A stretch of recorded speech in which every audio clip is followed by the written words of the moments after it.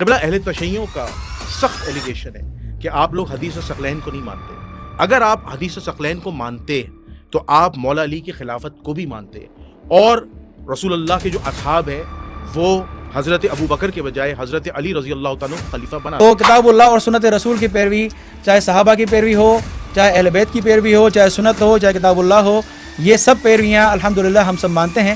لیکن اس کا یہ مطلب نہیں ہے کہ جس کی پیروی کا حکم ہو اس کو ہم خلیفہ مان لیں. جس طرح مہاجر انصار کی پیروی کا ذکر ہے قرآن پاک میں, تو کیا سارے مہاجر سارے انصار خلیفہ بن جائیں گے؟ اس طرح نہیں ہے. خلافت کے لیے الگ معیار ہے, اور خلیفہ جس طرح آپ نے اشارہ دیا سیدنا علی کی خلافت آپ نے موضوع رکھا ہے, تو سیدنا علی رضی اللہ عنہ کی خلافت ہم چوتھے نمبر پہ مانتے ہیں, اور اسی طریقے سے مانتے ہیں, انہی صحابہ کے ذریعے سے مانتے ہیں جن صحابہ نے پہلے خلفاء کو خلیفہ بنایا. رہی بات عقلی طور پر بھی رسول اللہ صلی اللہ علیہ وآلہ وسلم نے جو حدیث بیان کی ہے کہ میں تمہارے درمیان قرآن اور اہل بیت چھوڑے جا رہا ہوں, تو یہاں سوال یہ پیدا ہوتا ہے کہ رسول اللہ صلی اللہ علیہ وآلہ وسلم کے فوراً بعد جب خلافت قائم ہوئی ہے تو اس میں آپ کو اہل بیت علیہ السلام نظر نہیں آئیں گے. حالانکہ قبلہ نے کہا کہ اللہ کے رسول نے ان کی پیروی کا کہا ہے, ان سے پوچھا تک نہیں گیا کہ یہ خلافت کا معاملہ کر رہے ہیں, اس میں آپ کی کیا رائے ہے. وہ بعد کی باتیں ہیں کہ پھر وہ جو دلیل دی جاتی ہے کہ بعد میں مان لیا تھا, وہ ایک جدا بحث ہے, اس پہ پھر الگ ایک جو ہے نا وہ وقت چاہیے. لیکن اہل بیت علیہ السلام کو اس معاملے سے بالکل دور رکھا گیا تھا. میں سیدہ فاطمہ الزہرا سلام اللہ علیہ سے پوچھا گیا, امام حسن حسین جنت کے جوانوں کے سردار ہیں, یہ الہی عہدہ ان کو عطا کیا تھا اللہ نے, اور وہ یہ نہیں دیکھا جائے گا کہ وہ بچے ہیں. جس کو اللہ عہدہ اپنا دیتا ہے وہ اس کے پاس علم بھی, کیونکہ حدیث ثقلین میں تو آپ نے واضح منع کر دیا کہ اللہ کے رسول نے کسی کو جانشین نہیں بنایا تھا, تو معیار خلافت بتا دیجیے. دیکھیں بات یہ ہے کہ خلافت کا معیار جو آپ پوچھ رہے ہیں وہ میں نے ابھی آپ کے سامنے روایت پڑھی تھی سیدنا علی رضی اللہ عنہ کی, مسند احمد کی. سیدنا علی واضح فرما رہے ہیں کہ آپ ہم لوگوں میں بڑھ کر خلافت کی حقدار ہیں, کیونکہ آپ کو نبی پاک صلی اللہ علیہ وسلم نے نماز کے لیے کھڑا کیا, ٹھیک ہے نا, وہ زندگی میں ہی کھڑا کیا. اچھا, خلافت کی دلیل نماز پڑھانا ہے, سیدنا علی لے رہے ہیں, ہم نہیں لے رہے, کوئی سنی نہیں لے رہا. سیدنا علی فرما رہے ہیں کہ اللہ کے نبی صلی اللہ علیہ وسلم نے اپنی زندگی میں ہی لوگوں کے لیے آپ کو امام بنایا تھا. یہ سیدنا علی فرما رہے ہیں, اہل سنت کے مطابق بات کر رہا ہوں نا میں, ٹھیک ہے. تو اہل سنت کے مطابق سیدنا علی بھی یہی مطلب لے رہے ہیں, ہم نہیں لے رہے. تو ہمیں الحمدللہ سیدنا علی کا فہم کافی ہے. واضح چیز رسول اللہ کی حدیث موجود ہے, ترکت فیکم ثقلین کتاب اللہ و اہل بیت اطرتی, کے لوگوں کے درمیان وہ فرد موجود ہے جو رسول اللہ کا مقرب ترین بندہ ہے, جو سب سے بڑھ کر عالم ہے, جو سب سے بڑھ کر شجاع ہے, جو سب سے بڑھ کر حکیم و دانا ہے, جس کے لیے قرآن میں 1000 سے زیادہ فضیلت. اعوذ باللہ من الشیطان الرجیم, بسم اللہ الرحمن الرحیم, اللہم صلی علی محمد وعلی آل محمد ولا حول ولا قوۃ الا باللہ العلی العظیم. ناظرین سامعین, آپ کا میزبان جنید الرحمن حاضر خدمت ہے. ناظرین سامعین, ہمیشہ کی طرح میں اس بار بھی ایک اہم پوڈ کاسٹ, ایک اہم موضوع پر لے کر آیا ہوں, اور آج کا جو موضوع ہے وہ حدیث ثقلین اور مولا علی علیہ السلام کی خلافت کے حوالے سے ہے. چونکہ دو مکاتب فکر اہل سنت اہل تشیع جو ہے وہ مختلف نظریات رکھتے ہیں. اہل سنت کا نظریہ یہ ہے کہ حدیث ثقلین سے مراد رسول اللہ نے اپنے بعد اہل بیت کے ساتھ حسن سلوک کا حکم دیا تھا کہ میرے بعد حسن سلوک کرنا, جبکہ تشیع یہ کہتے ہیں کہ حدیث ثقلین سے مراد مولا علی کی خلافت کا اعلان تھا اور صحابہ نے بیعت کی تھی, لیکن وہ بیعت بعد میں رسول اللہ کی آنکھ بند ہونے کے بعد ٹوٹ گئی تھی, اور لوگوں نے حضرت ابو بکر صدیق رضی اللہ تعالیٰ عنہ کا انتخاب کر کے خلیفہ بنا دیا گیا. اب یہ دو ایکسٹریم نظریات ہیں, تو اس حوالے سے ہم نے جن شخصیات کو دعوت دی ہے وہ پاکستان کے نامور عالم دین ہیں, اور ہمارے چینل کی ہمیشہ زینت بنتے آئے. میں تعارف کراتا چلوں. سب سے پہلے ہمارے سامنے جو مہمان بیٹھے ہیں وہ اہل سنت والجماعت سے تعلق رکھتے ہیں اور دیوبندی مسلک سے ان کا تعلق ہے. میں نام لیے بغیر نہیں رہوں گا. قبلہ مولانا علی معاویہ اعظم, السلام علیکم. وعلیکم السلام ورحمۃ اللہ. قبلہ خیریت سے؟ الحمدللہ, آپ سنا خیریت سے؟ الحمدللہ. ان کے برابر میں دوسری قداور شخصیت ہیں جن کا تعلق مکتبہ اہل تشیع سے ہیں, ہمیشہ ہماری پروگرام کی زینت بنتے آئے, ہمیشہ ہماری بات پر انہوں نے لبیک کا, اور ہمارے ساتھ ایک کال پر جو ہے آتے ہیں, تشریف لاتے ہیں ہماری خدمت میں. ہمارے ہر دل عزیز اور آپ کے ہر دل عزیز, چونکہ آپ لوگ ہی کہتے ہیں کہ آپ ان حضرت کو جو ہمیشہ پوڈ کاسٹ پہ لایا کریں, کیونکہ ان کے جو قرآنی دلائل ہیں ان سے ہم بہت متاثر ہیں. تو میں نام لیے بغیر نہیں رہوں گا. قبلہ علامہ حافظ سجاد علی زہرائی صاحب, السلام علیکم. وعلیکم السلام ورحمۃ اللہ. قبلہ خیریت سے؟ الحمدللہ, آپ سنائیں کیسے؟ الحمدللہ. اچھا قبلہ, موضوع آپ دونوں کے سامنے ہے, تو سب سے پہلے میں مولانا علی معاویہ اعظم صاحب کے ساتھ شروع کرتا ہوں. پہلا سوال, قبلہ اہل تشیعوں کا سخت ایلیگیشن ہے کہ آپ لوگ حدیث ثقلین کو نہیں مانتے. اگر آپ حدیث ثقلین کو مانتے تو آپ مولا علی کی خلافت کو بھی مانتے, اور رسول اللہ کے جو اصحاب ہیں وہ حضرت ابو بکر کے بجائے حضرت علی رضی اللہ تعالیٰ کو خلیفہ بناتے. تو آپ مجھے یہ بتائیے, قرآن و سنت کی روشنی میں اللہ کے رسول نے حدیث ثقلین کے موقع پر کیا فرمایا تھا؟ بسم اللہ کیجیے گا. نحمدہ و نصلی علی رسول الکریم اما بعد. جزاک اللہ جنید بھائی, آپ نے ایک نازک مسئلے پر ایک توجہ دلائی ہے اور مجھے اپنے خیالات کا اظہار کرنے کا موقع دیا ہے. اس کے لیے آپ کا سب سے پہلے بہت شکریہ. جزاک اللہ. حدیث ثقلین جو عمومی طور پر اس پہ کافی ڈیبیٹس میں ہوئی ہیں آپ کے چینل پر بھی اور مختلف چینلز پر, یہ ہے کہ اللہ کے رسول صلی اللہ علیہ وسلم نے فرمایا کہ میں آپ میں دو بھاری چیزیں چھوڑے جا رہا ہوں, ٹھیک ہے, کتاب اللہ اور اہل بیت. ٹھیک ہے, اس پر مختلف علماء کے آراء ہیں, لیکن اس پر اگر ہم یہ مطلب لیں کہ اللہ تعالیٰ نے اس حدیث کے مطابق دو چیزوں کی پیروی کرنے کا حکم دیا ہے تو اس سے ہمیں کوئی اختلاف نہیں ہے. کتاب اللہ کی پیروی اور اہل بیت کی پیروی, اس میں کسی بھی سنی کو ذرے برابر بھی اختلاف نہیں ہوگا کہ اہل بیت کی پیروی کرنی چاہیے, ضرور کرنی چاہیے. دیکھیں اہل سنت میں اگر آپ دیکھیں قرآن اور احادیث کی روشنی میں دیکھیں کہ کس کی پیروی کرنی چاہیے, اللہ, اطیع اللہ و اطیع الرسول. اہل سنت کے نزدیک اصل پیرویاں دو ہیں, کتاب اللہ, اللہ کی پیروی, اور رسول اللہ کی پیروی. پھر باقی جو پیرویاں ہیں, مثلا اللہ تعالیٰ نے مہاجرین انصار کی پیروی کا ذکر فرمایا ہے. اللہ نے فرمایا کہ سابقون اولون, جو مہاجرین انصار ہیں اور آپ میں سے جنہوں نے ان کی اتباع کی ان سے اللہ راضی, وہ اللہ ان سے راضی. تو یہاں اللہ تعالیٰ نے تیسری پیروی کا ذکر فرمایا مہاجرین انصار کی پیروی کا. اس کے بعد چوتھی پیروی مومنین کا راستہ, واتبع سبیل من اناب الیہ, ٹھیک ہے. اور اس کے علاوہ پانچویں پیروی ماں باپ کی پیروی, کہ مختلف اللہ تعالیٰ نے جو ہے وہ پیروی کرنے کا ذکر فرمایا ہے شخصیات کا, جس طرح اہل بیت کی پیروی جو آپ نے ابھی حدیث ثقلین کا موضوع رکھا ہے. تو ان سب پیرویوں کا ذکر ہے, لیکن اصل ہے دو, جی, کتاب اللہ اور سنت رسول. ان دو کی اگر پیروی کریں گے, ان کی مخالفت میں کسی کی پیروی بھی نہیں ہوگی, چاہے وہ صحابہ ہوں یا اہل بیت ہوں. ٹھیک ہے, ہم تو کہتے ہیں کہ بھئی صحابہ اور اہل بیت کی کوشش یہ رہی ہے کہ وہ کتاب اللہ اور سنت رسول کی ہی اتباع کریں, اور ان کی کوشش یہ رہی ہے.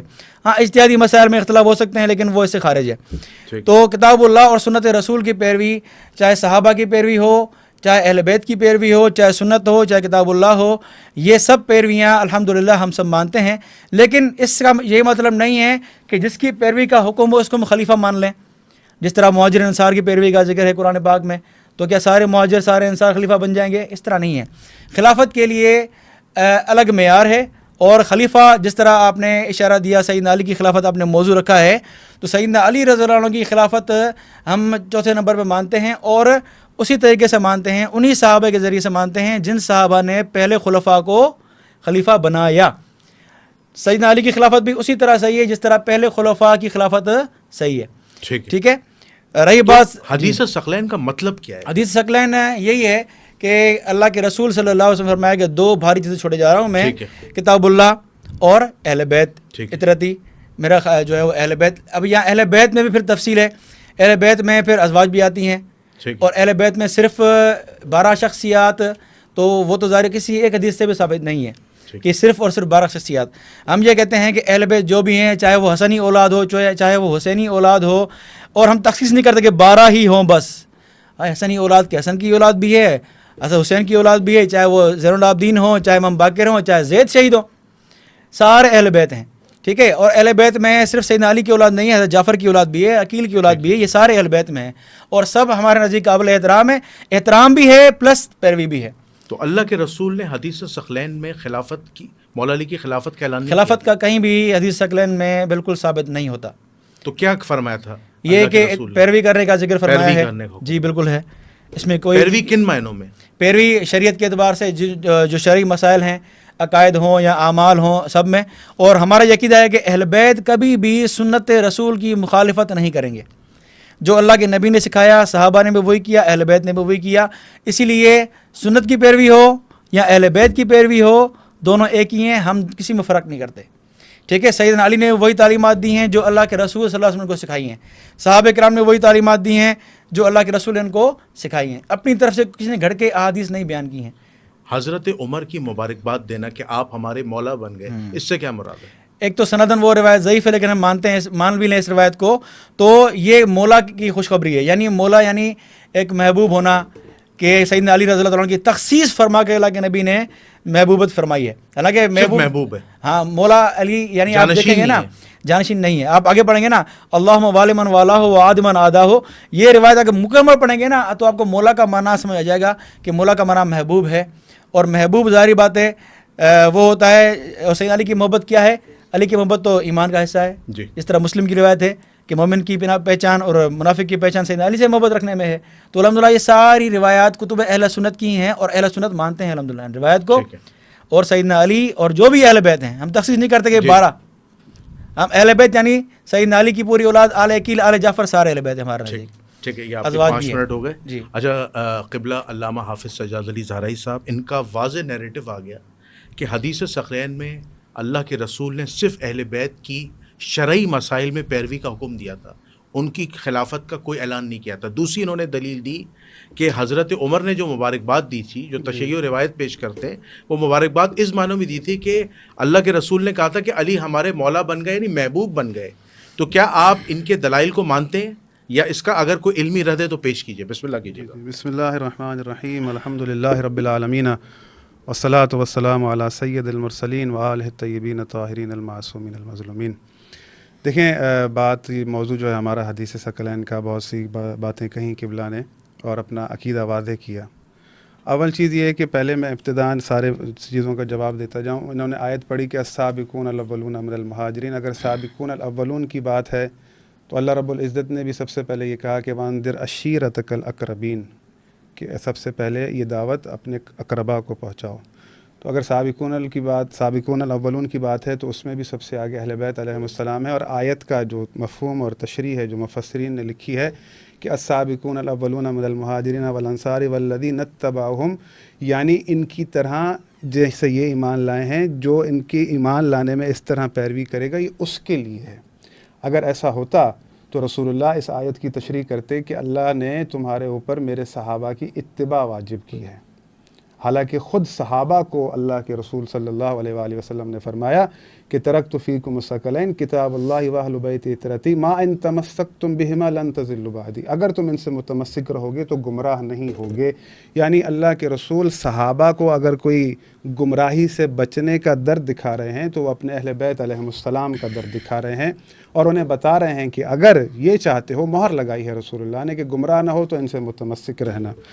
دوسری بات یہ کہ انہوں نے کہا کہ اس میں جو ہے نا وہ خلافت نہیں ہے. اول چیز یہ ہے کہ ہم چلیں قرآن کی طرف.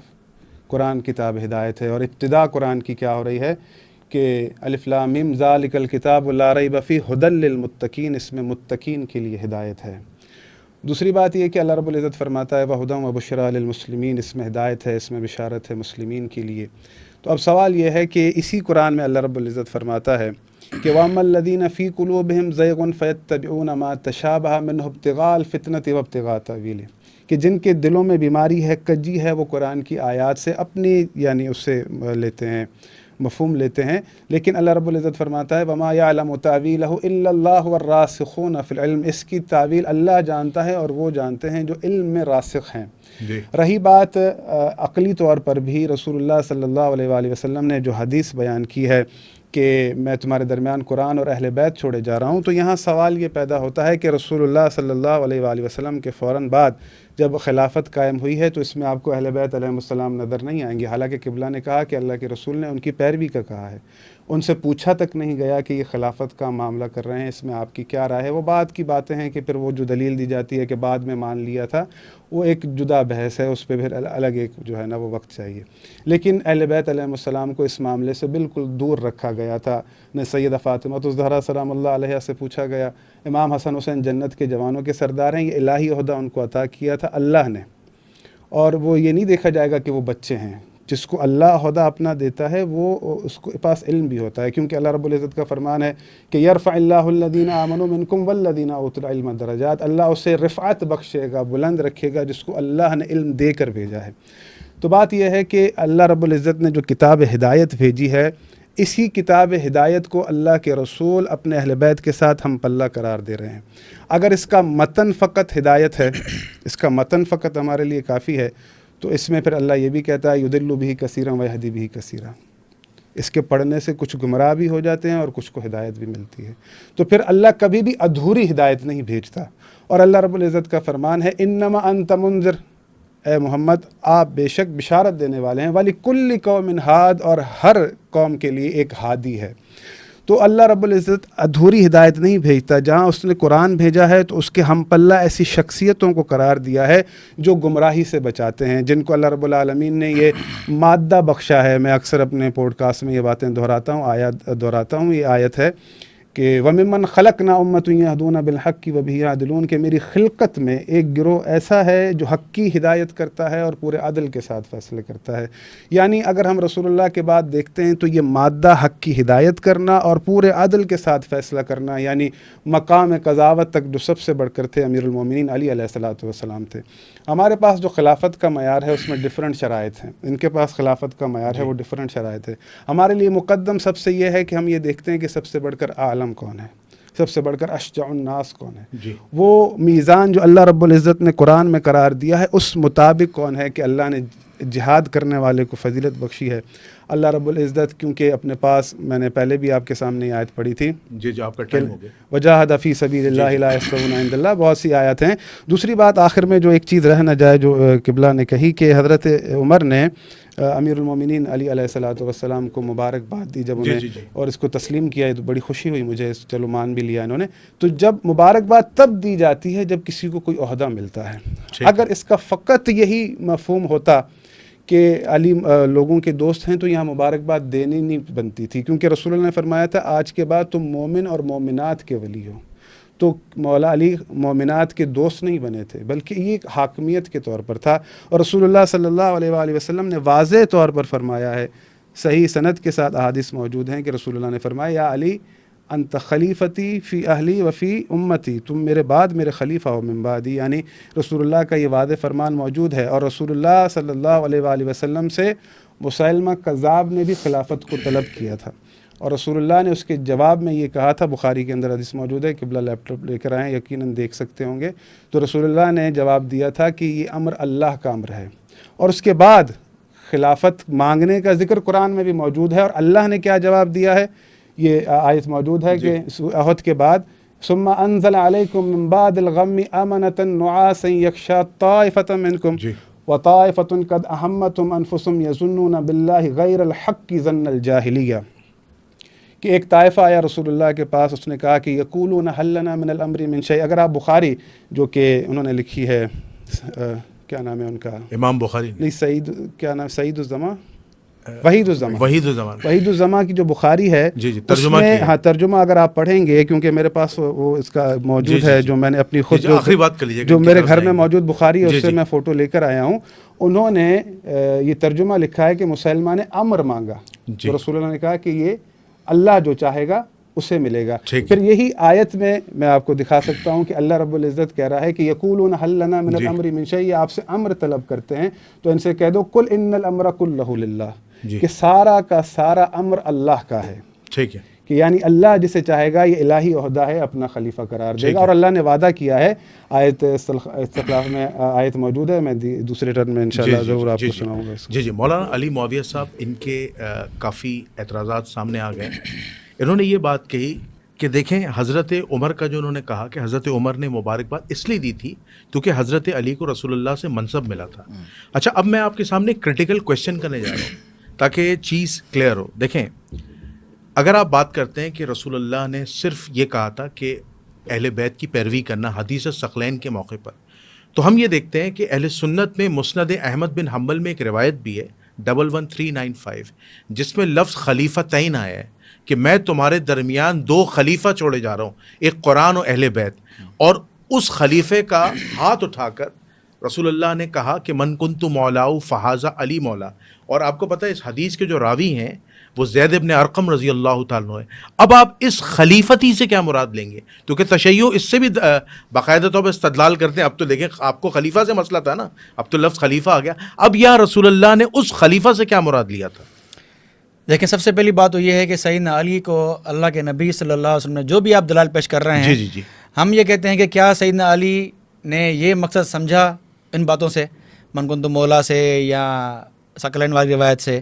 تو آئیں ذرا، یہ آپ کے سامنے بخاری اور مسند احمد کی روایت ہے، جی جی یہ میں پڑھتا ہوں، اور یہ علی شرط بخاری اور مسلم ہے. اچھا صحیح سند ٹھیک ہے، بالکل سند ہے، صحیح ہے، بخاری کی روایت ہے. جی جی نمبر پیش کر دیجیے. ہاں، مسند احمد کی روایت ہے 2374 جی اور جز الرابع ہے، ٹھیک ہے، صفحہ نمبر ہے 205 206. جی جی اس میں حضرت عباس رضی اللہ عنہ اللہ کے نبی صلی اللہ علیہ وسلم کی آخری وقت کی بات کر رہے ہیں.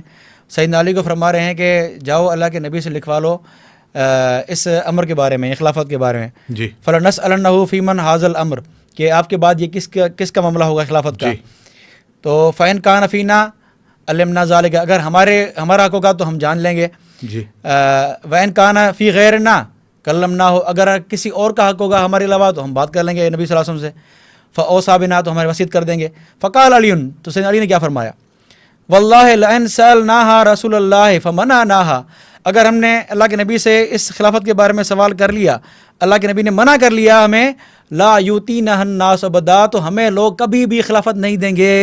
اچھا یہ اللہ شرط بخاری مسلم میں روایت ہے، اور بخاری میں بھی یہ الفاظ ہیں. جی فواللہ لا اسأل ابدا، میں کبھی پوچھوں گا نہیں اللہ کے نبی صلی اللہ علیہ یعنی وسلم حضرت علی نے اللہ کے رسول سے خلافت نہیں مانگی، سے نہیں مانگی، اور نہ ہی کسی حدیث سے سمجھیے من کنت مولا سے یا ثقلین سے. حضرت علی کسی نے سے دعویٰ بھی نہیں کیا، دعویٰ میں بھی نہیں خلیفہ کیا. دیکھیں اگر ہوتا تو یہ کیوں بات پوچھتے، عباس کیوں فرماتے کہ آئے پوچھتے ہیں ان سے؟ ٹھیک ہے، عباس نے ہوں. پوچھنے اچھا کے جو بعد میرا کیوں کیا؟ سوال ہے کہ خلیفتی لفظ آئے اس سے کیا دیکھیں مراد ہے؟ خلیفہ کا لفظ ہے پیچھے آنے والے، اچھا. کتاب اللہ اور خلیفتین من بعدی. چلو اگر خلیفہ کا مطلب یہ لیں کہ اہل بیت مراد ہیں، تو اہل بیت سے کون مراد ہیں؟ عباس مراد ہیں، جعفر مراد ہیں، سیدنا علی مراد، اتنے اشخاص ہیں. اہل بیت میں ازواج مطہرات مراد ہیں، کس سے مراد کون لیں گے آپ؟ اہل بیت سے میں صرف سیدنا علی مراد تو نہیں ہے نا، یا صرف سیدہ فاطمہ مراد تو نہیں ہے نا. اہل بیت میں چاچا عباس بڑے بیٹھے ہوئے ہیں، عقیل بیٹھے ہوئے ہیں، اور دوسرے بیٹھے ہوئے ہیں، باقی اہل بیت بیٹھے ہوئے ہیں، سارے ازواج مطہرات ہی سارے اہل بیت ہیں. تخصیص سیدنا علی رضی اللہ عنہ کی اگر ہوتی بھی تو عباس رضی اللہ عنہ کہتے علی جا کے لکھا کے لاؤ. یہ مرض وفات کی بات ہے، آخر دنوں کی بات ہے. ٹھیک ہے، تو قطعی دلیل واضح بات آ گئی تو کہ خلافت نہ من کنت مولا سے ثابت ہے، جی اور نہ ہی حدیث ثقلین سے ثابت ہے. جی یہ فہم علی اور عباس آ گیا رضی اللہ عنہ. آ گئے حضرت نے یہ کہا کہ بھائی کہ سیدنا علی ساتھ نہیں تھے ان خلفاء کے، ابو بکر رضی اللہ عنہ کی خلافت کی. یہ آپ حاکم کی روایت کھول کے دکھاؤں میں. جی جی حاکم کی روایت ہے، میں نے پچھلی بار پڑھی تھی روایت شاید یہ. بہرحال تو اس میں حاکم صفحہ نمبر 70 ہے اور جلد نمبر 3 ہے. جی ٹھیک ہے، جب خلافت کا مسئلہ ہوا اسی دن کی بات ہے جب خلافت سیدنا علی ابو بکر صدیق کی ہو رہی تھی، تو علی اور زبیر نہیں تھے، جی تو دونوں کو بلایا گیا. قال علی رضی اللہ، ابو بکر صدیق پوچھا اے علی کیا مسئلہ ہے؟ قال علی رضی اللہ عنہ و زبیر، دونوں نے فرمایا ما غضبنا الا لان قد اخرنا عن مشورت، ہمیں مشورے سے پیچھے رکھا گیا کیونکہ ثقیفہ کا کوئی پری پلان نہیں تھا. وہ اچانک جمع ہو گئے انصار، تو ابو بکر صدیق وہاں پہنچ گئے. اچانک باتوں میں عمر نے ہاتھ پکڑ لیا ابو بکر صدیق کا، اور خلیفہ منتخب ہو گئے اور سب نے بیعت کر لی. کوئی پری پلان نہیں تھا، یہ ایک اتفاقی مسئلہ تھا. جس طرح بخاری میں ہے کہ کانت بیعت ابو بکر فلتتن، اچانک ہو گئی بیعت یہ. ٹھیک ہے، آگے چلیں. یہ زبیر رضی اللہ عنہ علی کیونکہ وہ تھے نہیں وہاں پر، انہوں نے دیکھا بھائی ابو بکر صدیق خلیفہ ہو گئے ہیں تو تھوڑا ناراضگی ہوئی. تو جب آئے سامنے تو کیا بات ہوئی؟ ابو بکر پوچھا کیوں ناراض ہوئے بھائی، کیا مسئلہ ہے بتاؤ صحیح. انہوں نے کہا کہ ناراضگی صرف یہ ہے کہ ہمیں اپنے مشورے سے پیچھے رکھا، یہ نہیں کہ ہم خلافت کا حق سمجھتے ہیں. یہ بخاری پیش کرتے ہیں نا کہ ہم حق دیکھتے ہیں، وہ حق کیا تھا؟ یہ مشورہ حق تھا.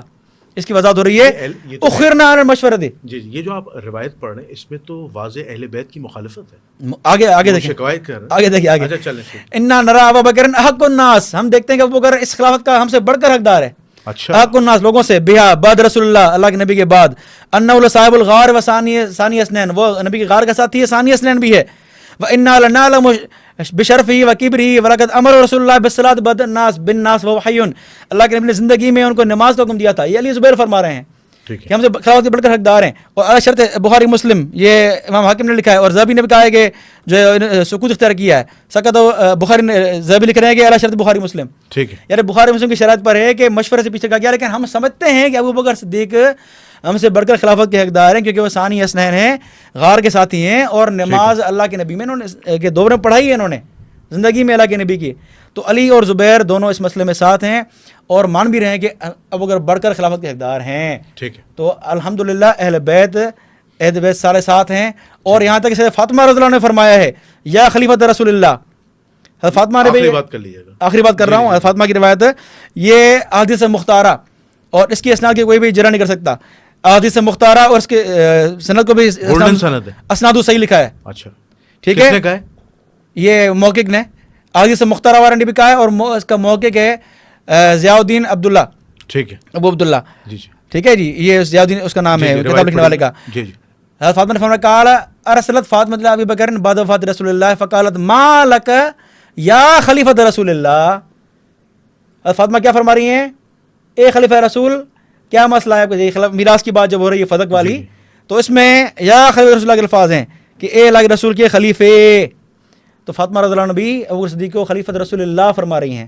سندن صحیح ہے. ٹھیک ہے. اچھا, اب آپ کے سامنے مختلف دلائل اور چیزیں انہوں نے پیش کی ہیں کہ انہوں نے کہا کہ اہل بیت بھی حضرت ابو بکر کو خلیفہ مانتے تھے. پھر انہوں نے کہا کہ حضرت علی نے رسول اللہ سے خلافت نہیں مانگی. انہیں خدشہ تھا کہ اگر رسول اللہ نے منع کر دیا تو یہ امت خلیفہ نہیں بنائے گی. ٹھیک ہے. اب اس میں آخری بات انہوں نے یہ بات واضح کر دی ہے کہ حضرت علی رضی اللہ تعالیٰ عنہ نے, مولا علی علیہ السلام نے خود دعویٰ بھی نہیں کیا کہ میں خلیفہ ہوں. اب یہ سارے انہوں نے آپ کو جوابات دے دیے ہیں, تو آپ اگر ان کے جوابات کے جو یا اعتراضات کہہ لیجئے ان کا آپ مفصل جواب دیجیے. جی دیکھیں, سب سے پہلی چیز یہ ہے کہ امیر المومنین علی علیہ الصلوۃ والسلام کی وصیت رسول اللہ صلی اللہ علیہ وآلہ وسلم نے کی تھی, تو وہ بڑے مطمئن تھے. انہیں اس بات کی کوئی ٹینشن نہیں تھی, اسی لیے وہ رسول اللہ کے ساتھ تھے, ان کے یعنی تدفین اور اس میں تمام معاملات میں مصروف تھے. جی, یہ بات سمجھنی چاہیے مسلمانوں کو کہ اتنا بڑا مہم مسئلہ یہ رسول اللہ صلی اللہ علیہ وآلہ وسلم کے لیے کہنا کہ رسول اللہ نے کسی کی وصیت نہیں کی اور وہ لوگوں پر چھوڑ گئے, لوگ جسے چاہیں اپنا خلیفہ بنا لیں, تو یہ در حقیقت اللہ اور اس کے رسول پر ایک بہتان ہے. ٹھیک ہے. حالانکہ اللہ رب العزت فرماتا ہے کہ حتی اذا حضر احدکم الموت ان ترک خیرا الوصیۃ للوالدین والاقربین, یعنی ہر حقا علی المتقین, اللہ کہہ رہا ہے کہ یہ متقیوں پر اللہ کا حق ہے کہ وہ اپنی وصیت کریں. تو رسول اللہ جو کہ دین کے وارث ہیں آدم سے لے کر عیسیٰ تک, وہ اپنے دین کی وصیت نہ کریں, یہ کیسے ممکن ہے؟ اول چیز یہ جو ابتدا میں نے کہی کہ قرآن اور قرآن کا ساتھ, اس کی بات کی میں نے, مجھے اس کا جواب نہیں مل سکا. دوسری بات یہ کہ یہ جو رسول اللہ کی بات ہے کہ رسول اللہ نے مولا علی کو اپنا خلیفہ بنایا ہے, یہ ہم نے نیا شروع نہیں کیا. یہ اس زمانے میں بھی لوگ اصحاب, ان کا بھی یہ عقیدہ تھا, ان کے ذہنوں میں بھی یہ سوال تھے کہ اللہ کے رسول نے تو مولا علی کی وصیت کی ہے. یہ بخاری کی حدیث ہے کتاب الوصایا, اور اس میں ہے, میں راویوں کے نام نہیں پڑھتا کیونکہ اس پہ تو جرح ہی نہیں ہے. دوسری بات یہ کہ بخاری کا نمبر کیا ہے؟ اس میں یہ بخاری کا نمبر اس میں جو لکھا ہے, مسلم میں بھی ہے یہ بات, یہ نسائی میں بھی ہے, ابن ماجہ میں بھی ہے, تینوں ہیں.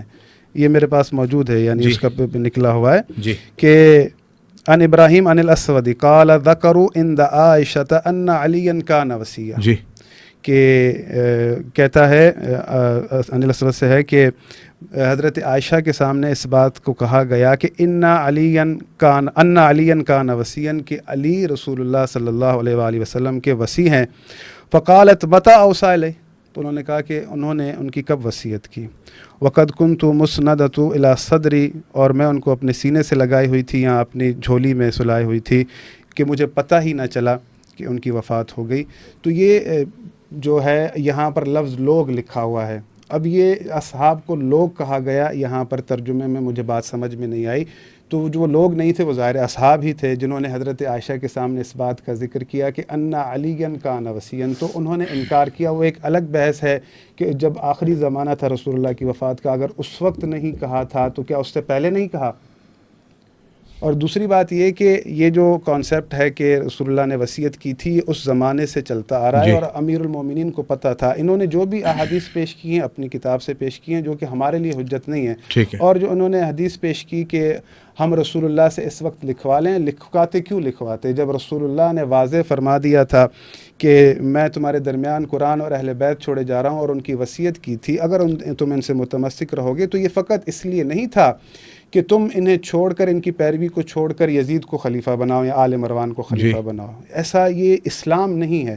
دیکھیں بات یہ ہے کہ اللہ کے رسول صلی اللہ علیہ وآلہ وسلم ایک کامل دین لے کر آئے ہیں. اس کامل دین کے اندر اگر رسول اللہ کے فوراً بعد کوئی وصیت نہیں ہے اور لوگ ہر چیز سے بڑھ کر، رسول اللہ کے جنازے سے بڑھ کر بھی وہ اس معاملے کو مہم سمجھتے ہیں کہ پہلے خلیفہ تعین کیا جائے، تو پھر یہاں پر سوال یہ اٹھتا ہے اللہ اور اس کے رسول پھر کہاں تھے کہ جن کے برنامے میں، جن کے منصوبے میں اس وصیت کا کوئی ذکر ہی نہیں ہے. اور اللہ جہاں کہہ رہا ہے کہ ہر قوم کے لیے ایک ہادی ہے، آپ منذر ہیں، جہاں اللہ کے قانون میں حضرت موسیٰ کے بعد 12 نقیب کو اللہ اس قدر ضروری سمجھتا ہے کہ اس کا ذکر قرآن میں بھی ہے، تو جو محدود قوم تھی اور وہ قوم جسے قیامت تک چلنا ہے، ان کے بعد کوئی وصیت نہیں ہے. تو وصیت موجود ہے. تو رسول اللہ صلی اللہ علیہ وآلہ وسلم نے فرمایا، قبلہ کے پاس بخاری بھی ہے، مسلم بھی موجود پڑی ہے، کہ میرے بعد میرے 12 جانشین ہیں. اب رسول اللہ کہہ رہے ہیں ترکت فیکم خلیفتین، تو سیدھی کامن سینس کی عقلی بات بھی بنتی ہے کہ رسول اللہ جسے اپنے ساتھ منسوب کر رہے ہیں جن 12 کو، وہ اہل بیت علیہ السلام سے آئیں گے، کیونکہ وہ قرآن کے ہم پلہ ہیں. ان کو اللہ رب العزت نے مادہ ہدایت دیا ہے اور مادہ عدل دیا ہے کہ عدل کرتے ہیں. اس کے بعد یہ ہے کہ رہی بات یہ کہ جہاں انہوں نے اپنی احادیث سے جو ہے نا وہ دلائل دیے، تو میں بھی یہاں پر جو امیر المومنین کا احتجاج ہے وہ پیش کرتا ہوں، کیونکہ یہ حدیث ان کے پاس ادھوری ہے. حضرت امیر المومنین علی علیہ الصلوۃ والسلام نے جب اپنے فضائل پڑھے، بخاری میں لکھا ہے کہ آپ نے ہم سے پوچھا تک نہیں، حالانکہ اس چیز میں ہم خود کو حقدار سمجھتے ہیں. تو جب حضرت علی نے اپنے فضائل پڑھے تو حضرت ابو بکر رونا شروع ہوئے. تو وہ کہہ سکتے تھے، اور انہوں نے کہا، ہمارے پاس جو ہے وہ حدیث پوری موجود ہے، کہ مجھے لوگوں نے چنا ہے اجماع سے. تو انہوں نے کہا یہ کیسا اجماع تھا کہ جس میں نہ تھا، جس میں سلمان نہ تھا، جس میں ابو ذر نہ تھا. ٹھیک ہے، کیونکہ وہ اس کو رد کر رہے ہیں، انکار کر رہے ہیں. اور دوسری بات یہ کہ اگر ہمارے پاس حدیث موجود ہے، تواتر کے ساتھ موجود ہے، کہ امیر المومنین علی علیہ الصلوۃ والسلام نے رسول اللہ کے بعد جب خلافت قائم ہو گئی تو بلند آواز سے آیت پڑھی، الذین کفروا وصدوا عن سبیل اللہ اضل اعمالهم، جس نے انکار کیا اور لوگوں کو اللہ کی سبیل سے روکا، اس کے اعمال ضائع ہو گئے. تو بس میں اس کو پورا کروں. اس حدیث میں بھی حضرت امیر المومنین احتجاج کر رہے ہیں حضرت عبداللہ ابن عباس سے. جب انہوں نے آیت پڑھی تو انہوں نے کہا کہ آپ نے آیت کیوں پڑھی؟ تو انہوں نے کہا کہ میں نے قرآن کی ایک آیت پڑھی ہے. کہا اس کا کوئی ہدف ہے؟ کہا کہ کیا تم سے اللہ کے رسول نے یہ کہا تھا کہ تم اس بات کی گواہی دیتے ہو کہ انہوں نے حضرت ابو بکر کو خلیفہ بنایا ہے؟ تو انہوں نے کہا کہ ہم نے آپ کے سوا نہیں سنا کہ انہوں نے آپ کی وصیت کی ہے. تو پھر کہا کہ میری بیعت کیوں نہیں کی؟ کہا لوگوں نے ان کی بیعت کر لی تو اس لیے بھی ہم نے کر لی. تو بات یہ ہے کہ جب ہم اس کانسیپٹ کو نہیں مانتے کہ یہ کام لوگوں کا ہے، کیوں نہیں مانتے؟ کیونکہ اللہ رب العزت خلافت کو قرار دینے والا ہے. جعل خلافت اللہ سے ہے، من امر اللہ ہے. میں نے آیت پڑھ کر پیش کر دیا تھا آپ کے سامنے کہ مسلمہ نے بھی مانگی تھی تو اللہ کے رسول نے وہی جواب دیا. اگر ہوتا تو وہ کہتے کہ بھئی یہ لوگوں کا معاملہ ہے، جسے چاہیں بنا لے. اس کے بعد اللہ رب العزت آئے استخلاف میں فرماتا ہے، وعد اللہ الذین آمنوا منکم وعملوا الصالحات لا یستخلفنہم فی الارض کما استخلف الذین من قبلہم، کہ اللہ تم مومنوں سے یہ وعدہ کرتا ہے کہ تمہیں زمین پر اپنا خلیفہ قرار دے. وعد اللہ الذین آمنوا منکم، عمل صالح شرط ہے. تو اس کے بعد جو ہے وہ میں تمہیں زمین پر خلیفہ قرار دوں، تو جیسے پہلے قرار دیا تھا.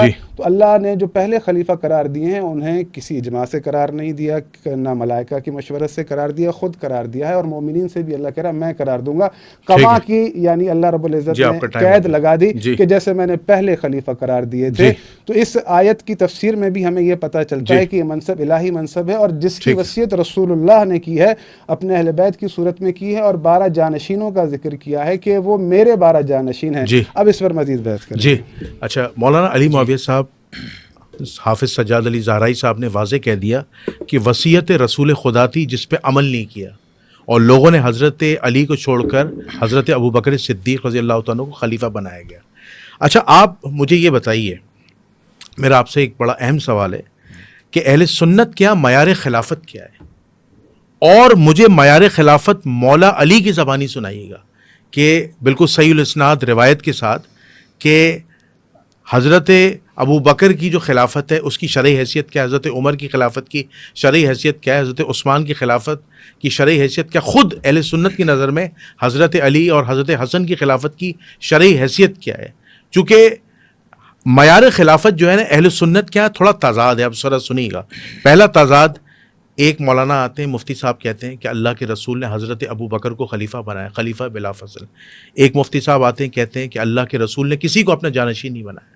ایک یہ کہتے ہیں کہ اللہ کے رسول صلی اللہ علیہ وسلم نے کیا کہتے ہیں کسی کو اپنا جانشین نہیں بنایا, صحابہ کے اجماع سے بنے. ایک کہتے ہیں نہیں اختلاف ہوا تھا بعد میں بیعت ہو گئی.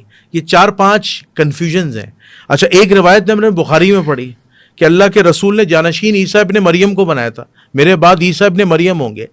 اب اہل سنت کا اصل معیار کیا ہے, خلافت کا معیار کیا ہے؟ کیونکہ حدیث ثقلین میں تو آپ نے واضح منع کر دیا کہ اللہ کے رسول نے کسی کو جانشین نہیں بنایا تھا, تو معیار خلافت بتا دیجیے.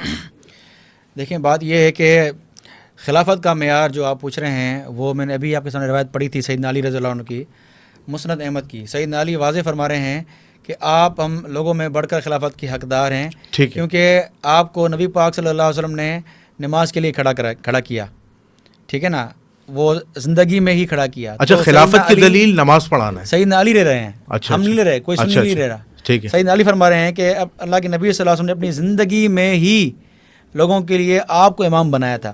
یہ سیدنا علی فرما رہے ہیں, اہل سنت کے مطابق بات کر رہا ہوں نا میں, ٹھیک ہے. تو اہل سنت کے مطابق سیدنا علی بھی یہی مطلب لے رہے ہیں, ہم نہیں لے رہے. تو ہمیں الحمدللہ سیدنا علی کا فہم کافی ہے, ٹھیک ہے. باقی رہی بات سیدنا علی کی خلافت, سیدنا ابوبکر, عمر, عثمان, علی, سیدنا حسن تک, تو یہ سارے خلفاء ہیں, اس میں کوئی شک نہیں ہے, ٹھیک ہے. اہل سنت کے الحمدللہ ہمارا یہ عقیدہ ہے. جو آپ نے اختلاف کی بات کی تو میں ادھر تھوڑا کلیئر کروں اس بات کو, کلیئر کر دیں پلیز, کہ اہل سنت کے نزدیک اس میں کسی کا بھی انکار نہیں ہے کہ اللہ نے نہیں بنایا, اللہ ہی نے بنایا ہے. اچھا کوئی بھی مسلمان یہ نہیں کہے گا کہ اللہ نے نہیں بنایا, کیونکہ اللہ کے حکم کے بغیر ایک پتا بھی نہیں گرتا. ٹھیک ہے, ٹھیک ہے. تو اگر اللہ نے بنایا ہے تو اللہ نے شورا کے ذریعے بنایا ہے. اچھا شورا کے اللہ نے اسباب دنیا میں بنائے ہیں نا, تو اسباب کے ذریعے سے دیکھیں اولاد دینے والا اللہ تعالیٰ ہے, رزق دینے والا اللہ تعالیٰ ہے, لیکن سارے اسباب کے تحت ہیں. اسی لیے اللہ نے ان صحابہ کرام کو سبب بنایا خلافت کا. ٹھیک ہے, ٹھیک ہے جی. اب اللہ خلیفہ بناتا ہے, مثلا اللہ نے خلیفہ بنایا طالوت علیہ السلام کو, ٹھیک ہے. سبب کیا بنے؟ نبی کے ذریعے اللہ نے اعلان کروایا کہ بھئی تم اے نبی آپ اعلان کر دیں, اشمعیل علیہ السلام اعلان کر دیا. تو اسی طرح اللہ تعالیٰ نے یہاں بھی اسباب کے ذریعے سے اللہ کے نبی صلی اللہ علیہ وسلم نے اشارتاً, ابھی یہ لوگ کہتے ہیں نا کہ خلیفہ بنایا ہے, تو اللہ کے نبی صلی اللہ علیہ وسلم نے اشارتاً نماز کا حکم دے کر یہ اشارتاً بتا دیا ہے. اور کسی حدیث میں ہے کہ بھئی میرے بعد ابوبکر اور عمر کی پیروی کرنا. تو اس پر بھی علماء نے سمجھ لیا کہ بھئی ایک بوڑھی آئی, اس نے کہا کہ آپ نہیں ہو تو میں کس کے پاس آؤں, تو اللہ کے نبی نے فرمایا کہ ابو صدیق کے پاس آنا. ٹھیک ہے. یعنی یہ اشارات ہیں, اسی لیے کچھ علماء نے سمجھ لیا کہ خلیفہ مقرر کیا ہے اللہ کے نبی صلی اللہ علیہ وسلم نے, اور کچھ علماء نے کہا کہ نہیں, یہ اشارہ واضح نہیں ہے کہ بھئی خلیفہ کے نام سے ہو کہ میرے بعد خلیفہ ابو بکر صدیق ہے, اس طرح الفاظ نہیں ہے, اشارات ہیں. اشارات کے اعتبار سے آپ کہہ سکتے ہیں کہ اللہ کے نبی نے اشارات کے ذریعے سے خلافت جو ہے وہ اچھا خلافت کا معیار آپ نے شورا کا ہے, یعنی صحابہ کرام اہل حل و عقد جو صحابہ کرام ہوتے ہیں, معتبر صحابہ کرام, جس طرح سیدنا ابو صدیق کو جو ہے وہ سارے صحابہ نے بنایا, پھر سیدنا عمر کو خود ابو صدیق نے بنایا جو خلیفہ ہیں. اچھا یہ اصول بدل گیا نا, نہیں پہلے شورا نے بنایا حضرت ابو بکر کو, پھر حضرت ابو بکر نے اپنا ذاتی اجتہاد کیا, پھر حضرت عمر کو بنایا. دیکھیں یہ اہل سنت کے میں اصول, یہ معیار بدل نہیں رہا. نہیں, اصل میں اصول اہل سنت کے یہ ہے بھائی ایک شورا ہے جی, اور ابو صدیق مشورہ لیا. اچھا مشورہ لیا, ٹھیک ہے. یہ نہیں کہ بھائی اپنی طرف سے لکھ دیا, ٹھیک ہے, مشورہ لیا تھا. دوسری بات سیدنا عمر رضی اللہ عنہ نے پھر 6 رکنی کمیٹی, ٹھیک ہے, ٹھیک ہے, پھر اس پہ بھی مشورہ ہوا ہے. ہاں اس پر بھی سیدنا عمر مشورہ کیا تھا. اور پھر سیدنا علی پر تو جو ہے وہ لوگوں نے جو ہے وہ اہل مدینہ نے انہوں نے بیعت کر لی, تو لوگوں نے تسلیم کر لیا. اچھا وہاں پہ مشورہ ہوا تھا. وہاں پر تو جو روایت موجود ہیں اس میں یہ ہے کہ سیدنا علی رضی اللہ عنہ کو انہوں نے خلیفہ بنایا, جو پہلے جو بغاوت میں کرنے آئے تھے انہوں نے سیدنا علی کو چن لیا, تو باقی صحابہ نے بھی چن لیا, کیونکہ علی سے بڑھ کر اور کون ہو سکتا ہے. اچھا آپ کہہ رہے ہیں کہ باغیوں نے خلیفہ بنایا, شروع میں تو یہ کیا نا انہوں نے. اچھا پھر صحابہ نے مان لیا سب نے. اچھا صحابہ نے اختلاف, یعنی باغی بھی شامل تھے اس میں. ہاں وہ جو سیدنا عثمان کے خلاف لڑنے آئے تھے وہ تو باغی تھے نا. اچھا خلیفہ وقت کے باغی تھے, تو انہوں نے سیدنا علی کو خلیفہ بنایا, تو سارے تسلیم کر لیا, کیونکہ علی سے بڑھ کر اس دور میں کوئی تھا ہی نہیں, تو سیدنا علی کو خلیفہ انہوں نے مان لیا. تو یہ سارے جو ہے وہ صحابہ کرام کے ذریعے سے. اور ایک اعتراض یہ بھی ہوتا ہے کہ بھائی سیدنا معاویہ نے یزید کو کیوں بنایا. مجھے حیرت ہوتی ہے کہ بھائی ایک طرف آپ کہہ رہے ہیں علی کے بعد اس کا بیٹا حسن ہے, حسن کے بعد اس کا بیٹا زین العابدین ہے, اس کا بیٹا اس کا بیٹا اس کا بیٹا, یہاں بیٹے چل رہے ہیں, کوئی اعتراض نہیں ہے, لیکن یہاں اعتراض ہوتا ہے. یہ کیوں اعتراض ہوتا ہے بھائی؟ اگر آپ یہ کہتے ہیں کہ یہ طریقہ اللہ کا ہے, اللہ نے طریقہ بتایا کہ علی کے بعد علی کا بیٹا, حسین کے بعد حسین کا بیٹا ہے, سارے بیٹے اللہ کا طریقہ ہے, تو پھر اعتراض کیوں کر رہے ہیں یزید پر؟ آپ تعریف نہیں کر رہے یزید کی, میں یزید کو میں برا خلیفہ مانتا ہوں, ٹھیک ہے. خلیفہ مانتا ہوں، برا مانتا ہوں، اس کی تعریف نہیں کرتا، لیکن یہ کم سے کم اعتراض ہوتا ہے حضرت معاویہ رضی اللہ عنہ پر، یہ اعتراض جائز نہیں ہے. ٹھیک ہے. ایک آپ کا وقت ختم ہوا سر. چلیں ٹھیک. جی بسم اللہ کیجیے گا. انہوں نے کہا بھائی اللہ شورا جو ہے وہ خلیفہ بناتی ہے. ٹھیک ہے. خلافت جو ہے وہ رسول اللہ کے بعد منصوص من اللہ نہیں ہے. ٹھیک ہے. حدیث ثقلین کا بھی مطلب انہوں نے بتا دی، اور انہوں نے یہ بڑا ایک واضح پوائنٹ اٹھائے کہ حضرت ابو بکر کی خلافت نہیں مشورہ ہوا، حضرت عمر کی بھی ہوا ہے، حضرت عثمان کی بھی ہوا ہے، حضرت علی کا انہوں نے ایک پوائنٹ اٹھایا کہ اس میں باغی بھی شامل تھے. پھر انہوں نے ایک بات کی کہ بھائی یہ آپ کیا اعتراض اٹھاتے ہیں یزید پر، تشیع جو ہے کہ یزید کو آپ لوگ مانتے ہیں خلیفہ، وہ کہہ رہے ہیں برے خلیفہ ہے وہ تو، لیکن جب حضرت علی نے حضرت حسن کو خلیفہ بنایا، ٹھیک ہے، اور اس کے بعد ان کی اولادوں کا منصوصیت چلتی ہے، تو پھر بھائی ابھی آپ حضرت معاویہ پر آپ اعتراض کیوں اٹھاتے ہیں کہ انہوں نے یزید کو اٹھایا؟ بسم اللہ کیجیے. بہت اچھی بات انہوں نے اٹھائی، اچھا ہوا، میں تو خوش ہوا اس سوال جی اٹھانے جی سے. جی. بات یہ ہے کہ اول چیز یہ ہے کہ خلافت کی دلیل کی بات کی انہوں نے کہ بھائی وہ یعنی نماز ہے اول چیز. تو پہلی بات یہ ہے کہ یہ بات ان کی بات ہے، یہ ان کا اپنا عقیدہ ہے. نہ نماز کو حضرت ابو بکر نے اپنی خلافت کی دلیل بنایا، نہ حضرت عمر نے بنایا، بلکہ سقیفہ میں بخاری میں الفاظ موجود ہیں، حضرت ابو بکر نے کہا کہ تم عمر کو خلیفہ بنا لو. جی جی. تو انہوں نے کہا کہ نہیں، آپ کے سوا کوئی نہیں ہو سکتا. دوسری بات یہ کہ انصار صحابہ جو ہیں، انصار صحابہ نے کہا کہ ایک خلیفہ تم میں سے، ایک خلیفہ ہم میں سے. تو کیا انہیں یہ بات سمجھ میں نہیں آئی تھی؟ دوسری بات یہ کہ مولا علی جو انہوں نے حدیث سنائی کہ وہ نماز پہ آگے کیا تھا اس لیے خلیفہ ہیں. تو بات یہ ہے کہ جب وہ رسول اللہ کی اس بات کو سمجھ گئے تھے تو پھر وہ 6 مہینے پھر آپ کے بقول انتظار کیوں کر رہے تھے؟ کیا وہ رسول اللہ کی بات کی مخالفت کر رہے تھے؟ دوسری بات یہ کہ جس خلافت کو انہوں نے کہا کہ اللہ کی طرف سے ہے، اس کو حضرت عمر فلتہ کہہ رہے ہیں، اور کہہ رہے ہیں کہ قانون ایک ہی ہے، حالانکہ قانون ایک نہیں ہے. خلافت میں قانون چینج ہوتے رہے ہیں، کیونکہ جب وصیت کو چھوڑ دیا جائے تو پھر ایسا ہی ہوتا ہے. دوسری بات یہ کہ جس سے آپ کہہ رہے ہیں کہ حضرت علی نے کہا ہے کہ اللہ نے خلیفہ بنایا ہے، تو اللہ کے خلیفہ پہ بنائے پہ خود پہلے اعتراض کرنے والے حضرت علی خود ہیں کہ آپ یعنی جس پر اللہ راضی تھا. اور دوسری بات یہ کہ انہوں نے کہا کہ اللہ سبب کے ذریعے سے چنتا ہے. پہلے انہوں نے سبب حضرت یعنی جو بنی اسرائیل کے نبی تھے، نام میرے ذہن میں نہیں ہے، ان کا بھی نام لیا، صحابہ کا بھی نام لیا. تو سبب رسول اللہ سے بڑھ کر بہتر کون ہو سکتا تھا کہ اللہ نے اپنے رسول کا انتخاب نہیں کیا خلافت کا سبب بننے کے لیے، اور صحابہ کا انتخاب کیا.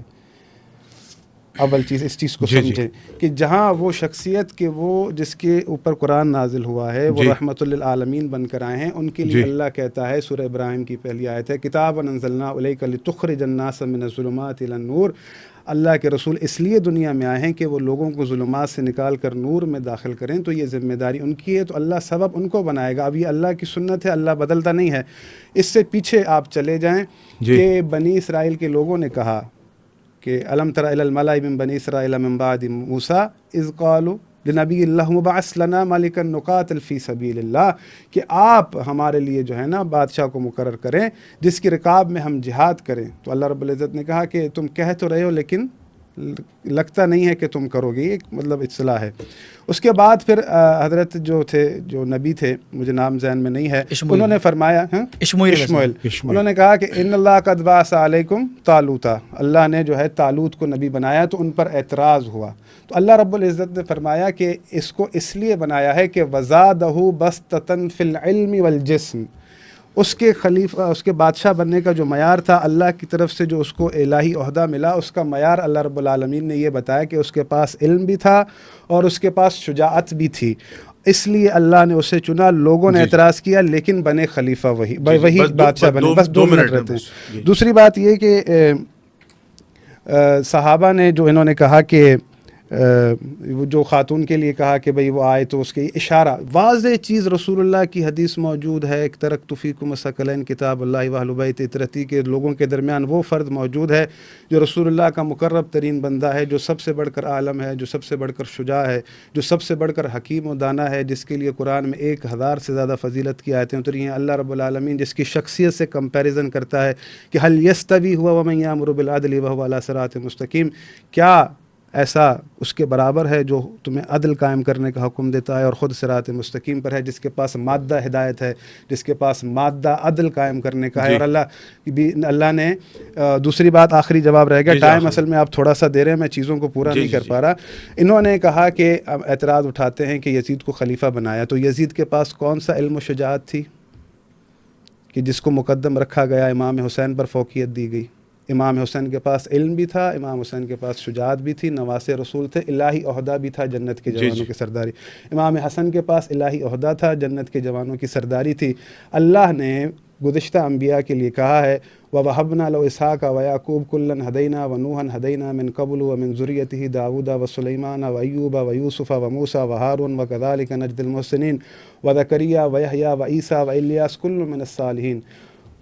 اللہ پھر فرماتا ہے وَمِنْ آبَائِهِمْ وَذُرِّيَّاتِهِمْ وَإِخْوَانِهِمْ وَاجْتَبَيْنَاهُمْ وَهَدَيْنَاهُمْ إِلَىٰ صِرَاطٍ مُسْتَقِيمٍ۔ ہم نے جب بھی نبی بنایا یا نبی کے بیٹے کو بنایا یا نبی کے بھائی کو بنایا، وَلَقَدْ أَرْسَلْنَا سورہ حدید وَلَقَدْ أَرْسَلْنَا نُوحًا وَإِبْرَاهِيمَ وَجَعَلْنَا فِي ذُرِّيَّتِهِمُ النُّبُوَّةَ وَالْكِتَابَ فَمِنْهُمْ مُهْتَدٍ۔ ہم نے نوح اور ابراہیم کی ذریت میں کتاب کو بھی رکھا، ہم نے اس میں نبوت کو بھی رکھا، جو اہل ہدایت تھے ان کو رکھا۔ یعنی اللہ نے جب بھی نبی کے بعد نبی بنایا، نبی کے بیٹے کو بنایا۔ اللہ کہتا ہے فلن تجد لسنت اللہ تبدیلا، کبھی بھی تاریخ میں کسی صحابی کو نبوت کا عہدہ نہیں دیا گیا۔ تو بات یہ ہے کہ امام حسن شجر طیبہ میں سے تھے، اللہ کے رسول نے ان کی وصیت کی تھی۔ اللہ کا یہ عہدے دینا بے ہدف نہیں تھا، اللہ کا علم دینا بے ہدف نہیں تھا۔ تو جس کے پاس علم ہوتا ہے، جس کے پاس مادہ ہدایت ہوتی ہے، اس سے رجوع کیا جاتا ہے۔ رہی بات یہ کہ خلافت کی بات کی انہوں نے کہ مولا علی نے اس کا نہیں کیا احتجاج میں نے پیش کر دیا، الاستفسار میں حدیث موجود ہے ہمارے پاس کہ جب پہلا خلافت قائم ہوئی، ایک شرعی مسئلہ آیا دربار خلافت میں، تو کسی کو پتہ نہیں تھا، تو لوگ آئے امیر المومنین کے پاس سوال پوچھنے کے، اختصار کے ساتھ بیان کر رہا ہوں۔ تو حضرت سلمان فارسی خود راوی ہیں کہ وہ کہتے ہیں کہ مجھے لگا علی نہیں بتائیں گے اور نہیں بتانا چاہیے۔ جب لوگوں نے امیر المومنین کے دروازے پر دستک دی اور مولا باہر نکلے، ان سے شرعی مسئلہ پوچھا، مولا علی نے فوراً بتا دیا۔ تو حضرت سلمان نے کہا کہ آپ نے کیوں بتایا؟ یہ منصب خلافت تو آپ کا حق تھا، آپ نہ بتاتے تو ان کو احساس ہوتا۔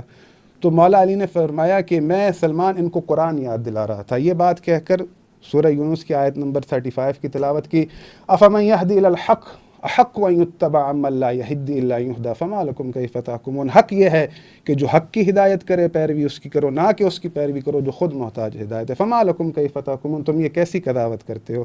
تو مولا علی نے بتا دیا صدر سلمان میں ان کو قرآن یاد دلا رہا تھا، ان کو اللہ کی اتنی بات سمجھ میں نہیں آتی۔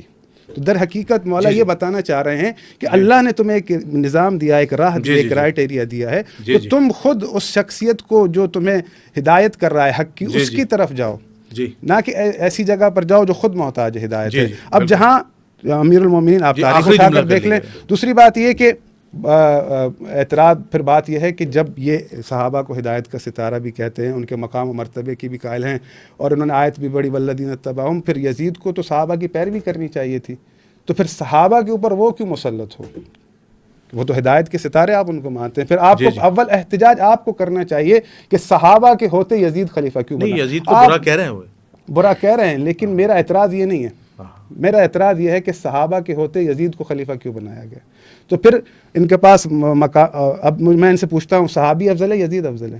جواب اگر ملے نہیں، صحابی افضل ہے یا یزید افضل ہے؟ میں امام حسن حسین کی بات ہی نہیں کر رہا، میں جنہوں نے سوال اٹھایا اس کی بات دے رہا ہوں۔ یزید افضل ہے، صحابی افضل ہے؟ صحابی افضل ہے یہ بھی کہیں گے، جواب یہی آئے گا۔ تو بات یہ ہے کہ جب افضل موجود تھے پھر غیر مفضول کو جو ہے نا پھر کیوں؟ اب ان کا آخری لے یہ آخری سوال جنہوں نے کیا، افضل کے ہوتے ہوئے خلیفہ مفضول کیوں بنا؟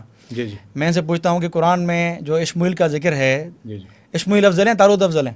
اشمویل نبی ہیں، طالوت اس کے صحابی ہیں، خلیفہ کون بن رہے ہیں؟ طالوت، جو غیر افضل ہیں۔ اشمویل نبی افضل ہیں، خلیفہ کون بن رہے ہیں؟ طالوت بن رہے ہیں۔ تو افضل مفضول کا یہاں قرآن نے اصول کو ہی توڑ دیا ہے، اس اصول کو کہ جو افضل وہ خلیفہ بنے، جو مفضول وہ نہ بنے۔ طالوت تو افضل نہیں ہے، طالوت اشمویل افضل ہے نبی، وہ کیوں خلیفہ بنے؟ بس یہ جواب کافی ہے۔ بس میں ختم کرتا ہوں کہ میں معذرت چاہتا ہوں، تو میں بہت شکر اگر قبلہ وہ کہ حضرت طالوت جو ہے نا، کیونکہ ان کی وصیت اللہ کی طرف سے ہوئی ہے، جس کے پاس علم زیادہ ہوتا ہے وہ افضل ہوتا ہے، تو طالوت زیادہ افضل ہے کیونکہ چلیں ٹھیک ہے، بہت یہ معیار یہاں پر قرار نہیں پائے گا کیونکہ یہ معیار غلط معیار ہے۔ چلیں، بہت شکریہ، بہت شکریہ۔ میں بہت شکر گزار ہوں دونوں حضرات کا، بڑی علمی بحث ہوئی اور بڑے اچھے اور احسن انداز میں ہوئی، بڑی خوشی ہوئی، دونوں مہمانوں نے شرکت کی اور بڑے علمی اور اصولی انداز میں بات کی۔ تو میں اس پوڈ کاسٹ کو اس دعا کے ساتھ اینڈ کرتا ہوں کہ اللہ تعالی ہمیں نبی کریم صلی اللہ علیہ وآلہ وسلم، ان کے برحق صحابہ اور اہل البیت کی سنتوں کو زندہ کرنے والا بنائے، کل قیامت کے دن حضور علیہ الصلاۃ والسلام کے ہاتھوں سے حوض کوثر سے پانی نصیب فرمائے اور بغیر حساب کتاب کے جنت الفردوس میں داخلہ نصیب فرمائے۔ آپ کا میزبان جنید الرحمن قبلہ مولانا علی معاویہ اعظم صاحب کو اور قبلہ علامہ حافظ سجاد علی زہرائی صاحب کو اجازت دیجیے۔ انشاءاللہ اسی طرح کی انفارمیٹیو پوڈ کاسٹ لے کر دوبارہ آپ کی خدمت میں حاضر ہوتے رہیں گے۔ اس وقت تک کے لیے السلام علیکم ورحمۃ اللہ وبرکاتہ۔